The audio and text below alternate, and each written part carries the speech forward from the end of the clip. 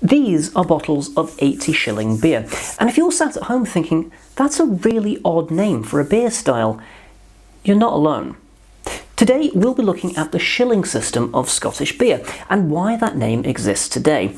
But before we dive into that, we first need to talk about old money. The 15th of February 2021 marks 50 years since the UK and many Commonwealth realms abandoned the old system of shillings and half-crowns in favour of a completely decimal currency system. So that's got me wondering, can a 90s kid like me understand the old system of shillings and pence that we used to have in this country? How hard can that be? Well, in this video, we'll take a look at the old coins that Britain used to have in its pocket, what they changed over to on decimal day itself, and also take a look at the shilling system of Scottish beer that still exists to this day. If you're British or just a big fan of costume drama or Terry Pratchett, you may have heard folks of the older generation talking about, do you know what, alright, complaining about how the old monetary system in this country used to be a lot better. It seems strange to think that our money used to be so radically different from the system of pounds and pence that we have today. But back before 1971, money was a lot more weird. Let's kick off by meeting the coins of the old system. Going from smallest to largest in value, we have the farthing, halfpenny, penny, threepence, sixpence, shilling, florin, and half-crown. Pence in the old currency was denoted with a D for denarius, something which was borrowed from the old Roman currency system. Shilling was commonly denoted with a slash or sometimes with an S, coming from the Roman solidus. So how much were these coins worth? Well, the halfpenny, penny, threepence and sixpence are all pretty obvious. A farthing was worth 1/4 of a penny. No. Seriously. A shilling was worth 12 pence, a florin was worth 2 shillings or 24 pence, and a half-crown was worth 2 shillings and sixpence, sometimes said as 2 and 6. I feel like I should quickly stress as well that these were the commonly available coins of the time. There have been some bizarre coins such as the third farthing, which was exclusive to Malta and was worth 1/12 of a penny. Go through all the less common coins would take all day, but do let me know down below, which of the less common pre-decimal coins have I missed out of this video? Shilling is an odd coin in that it sort of represents a counting post in the old monetary system. The pound back in the day was worth 240 pence or 20 shillings, but this can be a bit of a difficult concept to grasp, so how about we try doing this with the current currency system? The current modern equivalent to the shilling is the 5p coin. There are 20 of both to the pound. If right now you want to go out to the shops and buy a Freddo, you'd say 25p. He says hoping that they don't jack the price of Freddos up before this video comes out. But if you want to pay in the old system, you'd say 5 shillings instead. Shillings were mainly there so that you didn't have to carry a ludicrous amount of pennies around with you. And the half-crown, that coin we mentioned earlier is worth 2 shillings and sixpence, works on much the same principle. It's sort of like the £2 coin now. You could just pay with 2 £1 coins, or you could just use the 1 coin.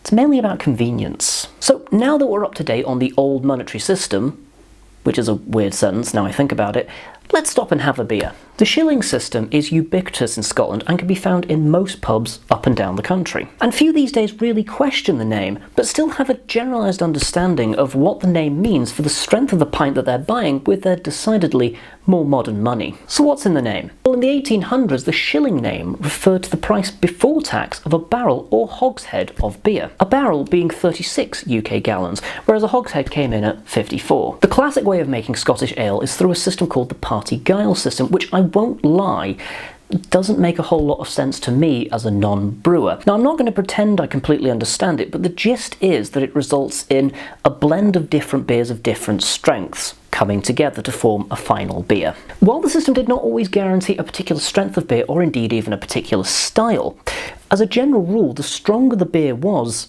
the more it cost. As a roundabout and not wholly accurate method of pigeonholing, you could expect a 60 shilling to come in at less than 3.5% ABV.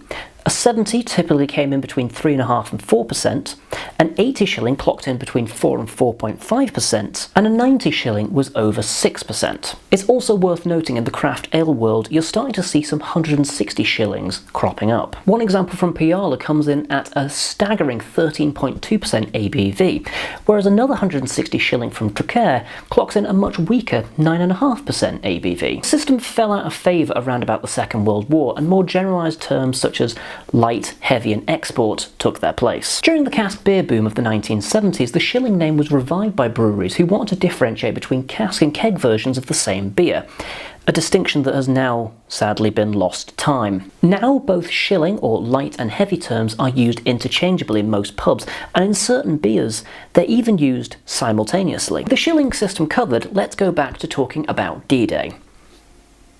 No, not that D-Day, the decimal day, the 1971 D-Day. They probably should have called it something else. By 1971, after multiple abortive attempts, the game was finally up for the old shillings and pence system. There was a massive media campaign to try and educate people about how to use their new money, such as the ITV short drama Granny Gets the Point, which was repeated, by the looks of it, an obnoxious number of times. And prices were displayed in both the old and new money for some time after the change. You could even see contraptions such as decimal adders and other converters, which were there to help members of the public convert their old money to new money. February was chosen as the month for the changeover, as it was generally seen as the quietest time of the year financially. On the 15th of February, the new coins that Britain had in their pocket were the 1p, 2p, 5p, 10p and 50 pence coins. The pound coin wouldn't be introduced until 1983, replacing the £1 note. And a little remembered thing today, prior to 1984, Britain even had a decimal halfpenny. Most of the original new pence have since been retired in favour of smaller versions of the same coin. The term new pence on the coins was dropped in 1982, the same year that saw the introduction of the 20 pence coin. The 5 pence and 10 pence coins were both originally identical in size to the 1 shilling and 2 shilling coin, and as such could both be used interchangeably. Both coins were retired when their decimal counterparts shrunk in size, starting with the 5 pence coin in 1990 and moving on with the 10 pence coin in 1992. 50 pence coin shrank in 1997, the same year that saw the introduction of the £2 coin. The most recent change occurred with the retirement of the round pound in 2017, replaced with the current 12-sided bimetallic coin, based off of the old brass threepenny bit. All pre-decimal coins continue to be legal tender to this day with a face value of 25 pence. It should be noted, however, the term legal tender is actually quite narrow in its definition, and it only applies to the repayment of debts to a creditor, and not to everyday transactions as is commonly thought. As it turns out, you can't buy a Freddo with a shilling coin. I've tried. Thank you very much for watching this video, guys. I'm sure it was something a little bit different from what I normally do, but I thought this kind of milestone doesn't come along every day, and I think you can all see why I don't normally do scripted content, because I am not great at it. Normal improvised content will resume following from this video, and long may it rain. And if you're wondering what my thoughts on this beer are, don't worry, that video's also coming up. For now though, thank you very much for watching. Do thumb this video if you found it informative, and do also consider checking out my back catalogue of decidedly different videos, and subscribe if you like the look of them as well. For now though, I'll say thank you very much for joining me, and do join me next time where I'll be drinking something.